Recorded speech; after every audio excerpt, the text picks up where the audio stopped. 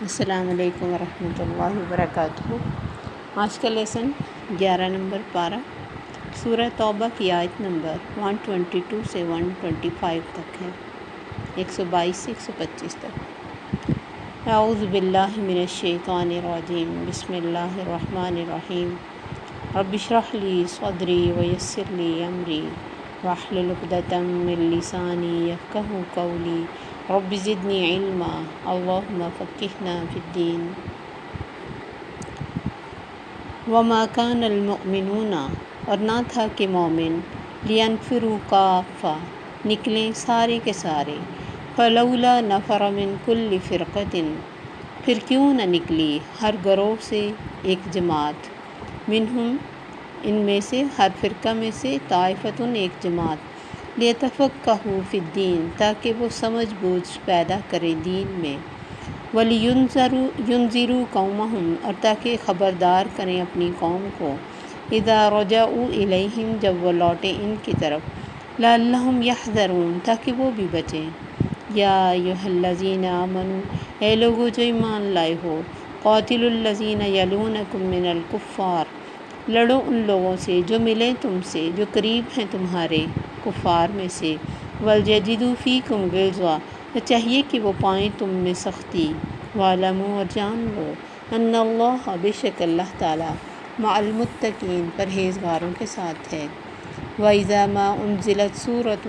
اور جب بھی نازل کی جاتی ہے کوئی سورت، فَمِنْهُم مَّن يَقُولُ، تو ان میں سے بعض جو کہتا ہے، أَيُّكُمْ زَادَتْهُ هَٰذِهِ ایمانا، کون سا ہے تم میں سے بڑھایا اس کو اس نے ایمان میں، فَأَمَّا الَّذِينَ آمَنُوا، لیکن وہ لوگ جو ایمان لائے، فَزَادَتْهُمْ إِيمَانًا، تو بڑھایا اس نے ان کا ایمان، وَهُمْ يَسْتَبْشِرُونَ، اور وہ خوشیاں مناتے ہیں، وَأَمَّا الَّذِينَ فِي قُلُوبِهِم مَّرَضٌ،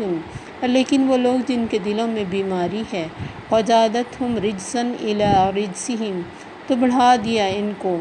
نجاست میں طرف ان کی نجاست کے، وَمَاتُوا وَهُمْ كَافِرُونَ، اور وہ مر گئے اور وہ کافر ہی رہے۔ اب چونکہ یہاں مسلمانوں کو کچھ نہ نکلنے کی وجہ سے بہت سخت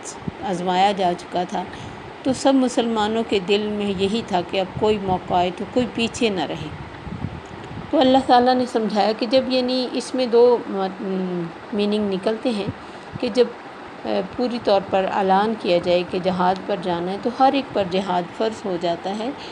جیسے کہ نبی صلی اللہ علیہ وسلم نے اعلان کیا تھا جنگ تبوک کے موقع پر، تو اس وقت نہ نکلنے والوں کے لیے غلط تھا کہ کیوں نہیں نکلے جبکہ اعلان ہو چکا ہے۔ باقی اگر عموماً جیسے چھوٹی موٹے جو موقع ہوتے ہیں اور پوری قوم کو اعلان نہیں ہوتا، تو پھر کچھ لوگ اگر جہاد کرتے ہیں تو وہ باقیوں کی طرف سے بھی ادا ہو جاتا ہے، فرض کفایہ جس کو کہتے ہیں۔ اور کچھ یہ بھی تھا کہ ہر علاقے میں سے کچھ لوگ آئیں، نبی صلی اللہ علیہ وسلم کے پاس رہیں، دین کی سمجھ بوجھ لیں اور اپنے علاقوں میں جا کے تبلیغ کریں اور انہیں بھی دین کی سمجھ دیں۔ تو یہ بھی اس کا مطلب ہے، کیونکہ دین کی سمجھ کے لیے اب سارے لوگ ایک دم اپنا شہر چھوڑ کے تو نہیں آ سکتے ہوتے اور نہ آتے ہی ہیں۔ ہر فرقہ سے اللہ نے طائفہ چھوٹے کچھ لوگوں کو کہا۔ تو دین کا جو پرپس ہے وہ ایک تو علم حاصل کرنا، اور اس میں ہر ایک کو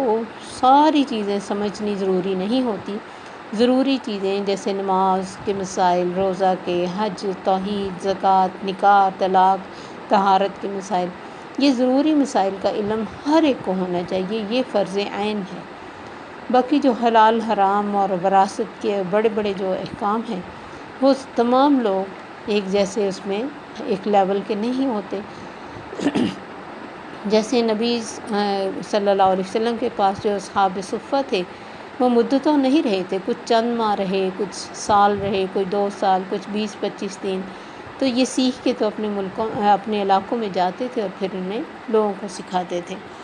تو اسی بات کا اللہ نے ذکر کیا کہ مومن سارے ہی نہ نکل کھڑے ہوں، ہر بڑی جماعت میں سے ایک چھوٹا کچھ لوگ آئیں، دین کی اب لوگوں نے اس سے فقہ لے لیا، حالانکہ فقہ تو بہت ڈیپ سا دین ہے، اس کو پڑھ پڑھ کے تو انسان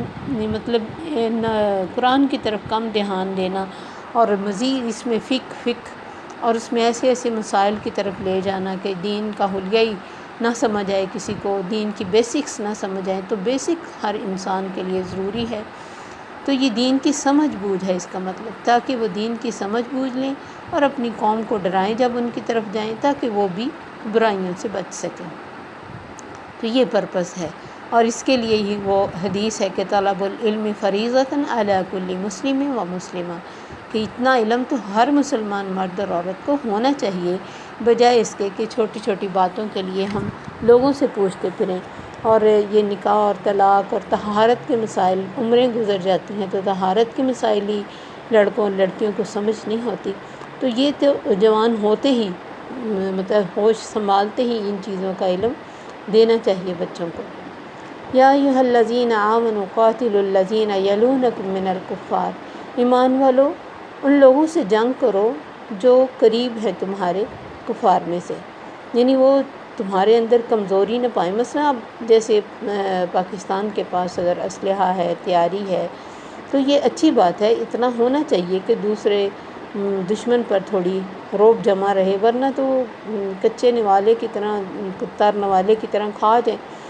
تو اللہ نے یہی فرمایا کہ تمہارے اندر سختی ہونی چاہیے ان کے لیے، اب نرمی کا ٹائم گزر گیا، تم نے بہت کچھ سہ لیا، اب تمہارے اندر ان کے لیے سختی ہونی چاہیے۔ اور یہ بھی جان رکھو، ڈرنے کی ضرورت نہیں، اللہ پرہیزگاروں کے ساتھ ہے، پرہیزگاری کے ساتھ زندگی گزارو گے تو تمہارے ہر معاملے میں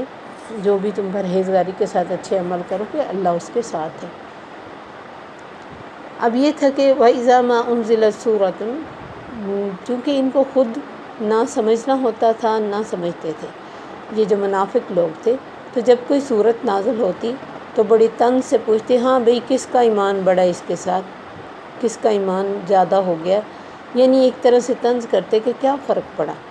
کیوں؟ جیسے شروع میں ہم نے پڑھا کہ انہوں نے باتیں کی کہ لو جی اتنی بڑی بک اور مکھی اور مچھر کی باتیں، تو اللہ نے کہا ان اللہ لا یستحیی ان یضرب مثلا، اللہ کو اس میں کوئی شرم نہیں کہ وہ کسی کی بھی مثال بیان کرے، اس کی مخلوق ہے، اس کا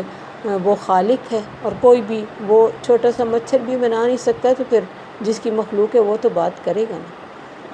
مچھر کے کاٹنے سے نہیں ہم بچ سکتے، چاہے کتنا بھی کچھ کر لیں، وہ ڈھونڈ ڈھانڈ کے ہمیں کاٹ ہی جاتا ہے، تو اتنے کمزور ہیں ہم۔ تو اللہ فرماتے ہیں جب کوئی صورت نازل ہوتی ہے تو ان میں سے بعض یہ کہتے ہیں ہاں بھی کس کو بڑھایا اس نے ایمان میں، تو یاد رکھو جو ایمان والے ہیں انہی کا ایمان بڑھتا ہے، کیونکہ ایمان صرف خالی خولی الفاظ کا نام نہیں، یہ پوری فیلنگز ہے، زندگی کو چینج کرنے والی فیلنگ۔ تو ایمان، حضرت علی فرماتے کہ ایمان پہلے ہلکے سے نقطے کی طرح ہوتا ہے، پھر بڑھتے بڑھتے دل روشن ہو جاتا ہے۔ اسی طرح سیاہی کے بارے میں ہے کہ ایک نقطہ ایک گناہ سے لگتا ہے، پھر دوسرے گناہ سے دوسرا، تو اسی طرح پھر وہ سیاہ ہو جاتا ہے۔ تو یہ ایسا نہیں ہے کہ بس ہم جب پیدا ہوئے تو ہم مسلمان گھرانے میں ہوئے تو اب ہمارا ایمان بس وہیں ٹک گیا اور جو بھی ہے ہم تو بس یا تو پورے مومن بن گئے ہوئے ہیں، تو ایسا کچھ نہیں ہے۔ ایمان، آپ نے فرمایا نا کہ یہ جو اللہ کی محفلیں ہیں، اللہ کے ذکر کی، ان میں جایا کرو، جس طرح پودوں کو پانی دیا جاتا ہے اور وہ گرو کرتے ہیں، اسی طرح دلوں پہ بھی اس کی بارش ہونی چاہیے اللہ کے ذکر کی۔ اور جو لوگ جن کے دلوں میں بھی ایمان ہوتا ہے وہ جب ایسی جگہوں پہ جاتے ہیں تو وہ محسوس کرتے ہیں کہ واقعی یعنی ان کو بہت ساری چیزیں جن میں وہ سست ہوئے ہوتے ہیں، مثلا نماز کے بارے میں کوئی اچھی بات سن لے تو جو نماز کی سستی ہوتی ہے وہ دور ہو جاتی ہے، یا اپنے ایمان کے بارے میں یا زندگی کے معاملات کے بارے میں کسی کے بارے میں دل میں بہت گرج رکھا ہوتا ہے اور انسان معاف کرنے کے اجر کو سنتا ہے تو معاف کرنے کے لیے اس کا دل کھلتا ہے۔ تو یہ چیزیں بہت ضروری ہے، اور ایمان کوئی جامد چیز نہیں ہے، یہ بڑھتا گھٹتا رہتا ہے، کیونکہ یہ ہمیں قرآن ہی سے پتہ چلتا ہے۔ تو اللہ فرماتے ہیں ایک جگہ پہ بھی کہ لوگوں کو آ کے، جب یہ جنگ احزاب تھی تو کچھ لوگوں نے آ کے ڈرایا کہ دیکھو سارے قبیلے اکٹھے ہو کے تمہارے ساتھ لڑنے آ گئے، ڈر جاؤ۔ انہوں نے کہا حسبنا اللہ و نعم الوکیل، اللہ فرماتے ہیں ان کا ایمان بڑھ گیا اور انہوں نے کہا ہمیں اللہ کافی ہے جو ہمارا وکیل ہے۔ تو ایمان بڑھتا گھٹتا ہے، اس لیے اس کے لیے کوشش کرنی چاہیے کہ ہم اپنے ایمان کو گرو کریں، ہم پیدا تو آسانی سے مسلمانوں کے گھروں میں ہو گئے، لیکن اس کو سنبھالنا، اس کو گرو کرنا، اس کی ترقی کے لیے کوشش کرنا اور اپنے دل کو زیادہ سے زیادہ اللہ کے ساتھ لنک کرنا، اس کے لیے ایفرٹ ہمیں ہی کرنی پڑے گی، اور وہ بھی جہاد میں شامل ہے۔ جس طرح جہاد کے میں کوئی گرمی، سردی، بھوک، پیاس، نیند کی کمی، سارا کچھ کا اجر ملتا ہے، اسی طرح اللہ کی راہ میں دین کا علم حاصل کرنے والوں کو بھی فی سبیل اللہ کہا گیا، اور اس کا بھی پورا اجر ملتا ہے، اور یہ کوئی چھوٹا کام نہیں ہے، بہت بڑا کام ہے۔ اور یہ ان آیات سے یہ بھی پتہ چلتا ہے کہ حقیقی علم اور دین کی سمجھ بوجھ ہی سب کچھ ہے۔ دین کی تبلیغ اور اشاعت اور دوسرے جو دنیا کے علوم ہیں، وہ چاہے کتنے ہی مفید کیوں نہ ہوں، اس کے ساتھ کتنی بڑی جاب کیوں نہ مل جائے، کتنی ہی دولت کیوں نہ اکٹھی ہو جائے، حقیقی علم نہیں کہلا سکتے الا یہ کہ ان کو اللہ کی یعنی ثواب کی نیت سے کیا جائے۔ جیسے ایک ڈاکٹر ہے، وہ مریض کا علاج اس نیت سے کرے کہ یہ اللہ کا بندہ ہے اور اس کی جو خدمت ہے، اللہ نے کہا ہے کہ میں قیامت کے دن کہے گا کہ میں بیمار تھا، تو نے میری عیادت کیوں نہ کی، تو اس نیت سے اگر کوئی کرے تو اس کے اندر موٹیویشن۔ لیکن ہم خود دیکھ سکتے ہیں کہ کتنے ڈاکٹرز ہیں اس دور میں جو اس نیت سے یہ کام کر رہے ہیں کہ پہلے ریٹ کو طے کرنا، کسی کی جان پہ بنی ہو اور پہلے پیسوں کو جمع کروانا اور ریٹ کو طے کرنا، کیا یہ چیز ہمیں دین سکھاتا ہے؟ تو اگر دنیا کو دنیا ہی کے لیے کمایا جائے اور سیکھا جائے تو اس کا آخرت میں کوئی فائدہ نہیں۔ لیکن کوئی بھی علم جس کو اس نیت سے کیا جائے، چاہے وہ کہیں جاب کرنا ہی ہے، چاہے کچھ بھی کرنا، کہ میں اللہ کے سامنے سرخرو ہو جاؤں اور میں کمی کرنے والا نہ بنوں، اور اپنی دل سے اور اپنی ہمت کے مطابق اپنی صرف تنخواہ کو دیکھتے ہوئے نہیں، اپنی کیپیسٹی کو دیکھتے ہوئے انسان اگر خوش نیتی سے، اچھی نیتی سے کام کرے تو پھر اس کے لیے اجر ہے، وہ کچھ بھی چاہے دنیا میں کرے۔ لیکن اصل علم جو ہے، جس کو واقعی علم کہا جائے، جو دین و دنیا کی بھلائی کے لیے، وہ دین کا علم ہے، کیونکہ اس کے بغیر تو آخرت میں کوئی کامیابی نہیں۔ اس کے بعد اللہ تعالیٰ فرماتے ہیں وَأَمَّا الَّذِينَ آمَنُوا فَزَادَتْهُمْ ایمانا،